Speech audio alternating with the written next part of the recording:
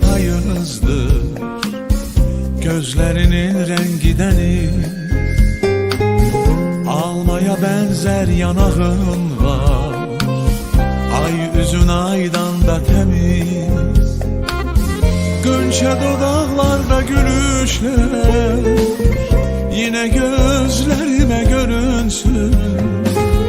Beni benden alan öpüşler, yine etrafıma bürünsün. Gönçe dodaklarda gülüşler, yine gözlerime görünsün. Beni benden alan öpüşler, yine etrafıma bürünsün. Günleri saydım sana çattım azizim, derdi gemi başından attım azizim. Yuxuna gelme üçün, üzünü görme üçün, tek seni fikirleşip yattım azizim. Günleri saydım sana çattım azizim, derdi gemi başımdan attım azizim. Yuxuna gelme üçün, yüzünü görme üçün, tek seni fikirleşip yattım azizim.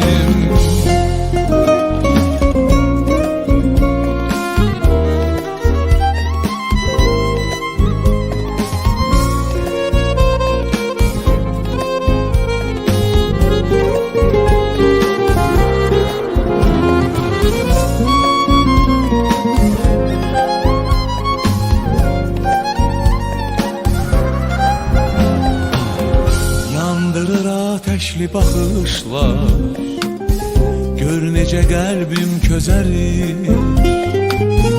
Hər baxışından ürəyimdə bir yeni dünya düzəlir. Gönçə dodaqlarda gülüşlər, yine gözlərimə görünsün. Beni məndən alan öpüşlər, yine etrafıma bürünsün. Gönçe dodaklarda gülüşler, yine gözlerime görünsün. Beni benden alan öpüşler, yine etrafıma bürünsün. Günleri saydım sana çattım azizim, derdi gemi başımdan attım azizim.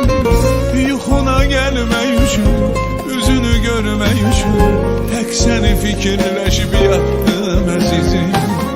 Günleri saydım sana çattım azizim, derdi gemi başımdan attım azizim. Yuxuna gelme üçün, üzünü görme üçün, tek seni fikirleşip yattım azizim. Üzünü görme üçün, yuxuna gelme üçün, tek seni fikirleşip yattım azizim.